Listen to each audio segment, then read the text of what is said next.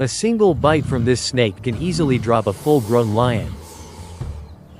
The venom attacks the nervous system and paralyzes the lungs in minutes.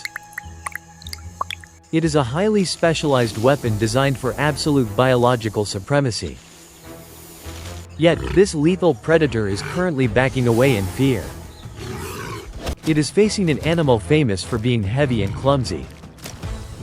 A creature that spends most of its day digging in the mud. How does a walking ball of fat defeat a neurotoxic assassin? The answer involves two very different types of biological armor. A massive wild boar is forcefully rooting through the dry brush. It is searching for hidden roots and buried insect larvae. But its heavy snout suddenly uncovers a resting king cobra. The snake immediately rears up and expands its iconic hood. A mongoose would use lightning speed to dodge the coming strike. A honey badger would rely on its aggressive, chaotic movements. The wild boar does absolutely nothing to avoid the attack. It just stands there, staring blankly at the highly venomous reptile. The cobra strikes forward and lands a direct, powerful bite. It hits the boar squarely on the thick shoulder. But the snake pulls back with a confused, empty mouth.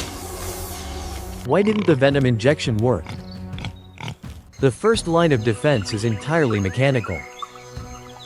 A wild boar carries an exceptionally thick layer of dense fat. The skin around its neck and shoulders acts like heavy leather. The fangs of a cobra are relatively short and fragile. They simply cannot pierce through the heavy fat to reach the bloodstream. Furthermore, the boar is often covered in a thick layer of dried mud. The mud acts as an extra physical shield against the fangs.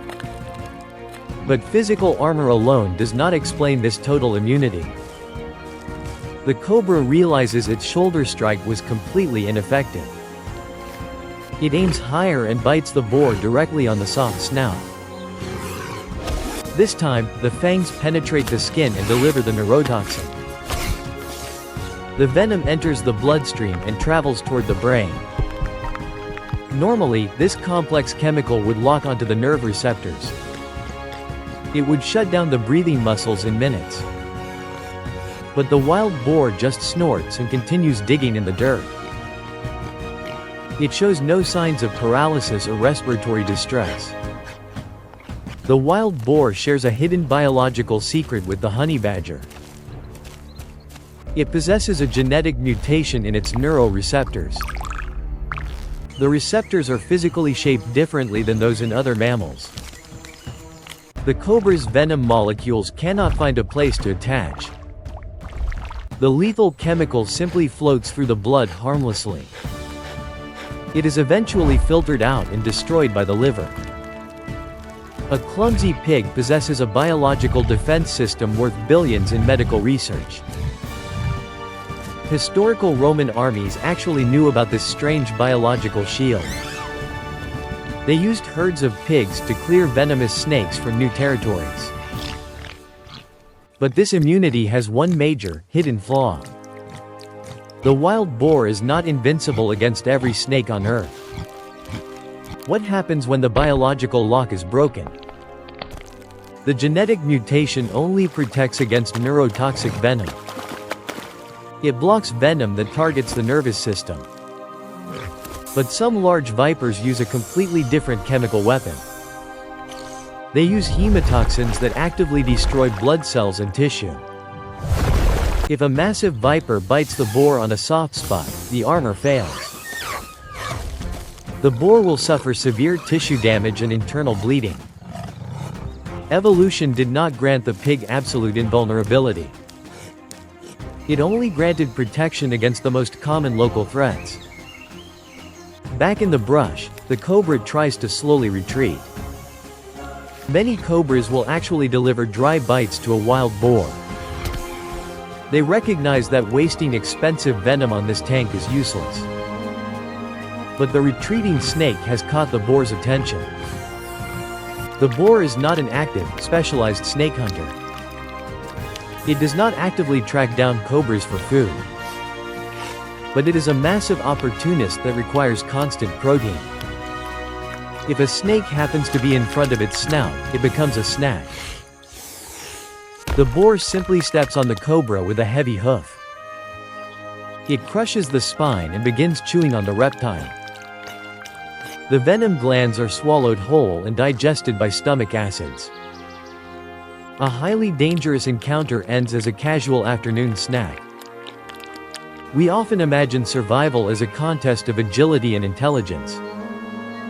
We think the fastest or smartest animal always wins the fight. We glorify predators that look sleek, dangerous, and refined. But the wild boar tells a very different evolutionary story. Survival does not always require elegance or sophisticated tactics. Sometimes, raw mass and a thick layer of fat are enough. Evolution is purely practical. It does not care about aesthetics or looking impressive. The cobra spent millions of years developing a sophisticated venom delivery system. It built a chemical factory capable of dropping the largest mammals. But it lost the evolutionary arms race to a layer of dirt and fat. It lost to a quiet mutation hidden inside a clumsy nervous system. We often try to outsmart our problems with highly complex solutions. We build elaborate defenses and complicated strategies to survive challenges. The boar reminds us that simplicity is often the strongest shield. You do not need to fight the venom to defeat it. You just need to build a wall that the venom cannot cross. Whether that wall is made of mutated receptors or dried mud, the result is exactly the same. The most feared biological weapon is rendered completely useless. The snake goes from predator to prey in a single moment. A moving tank does not need to dodge.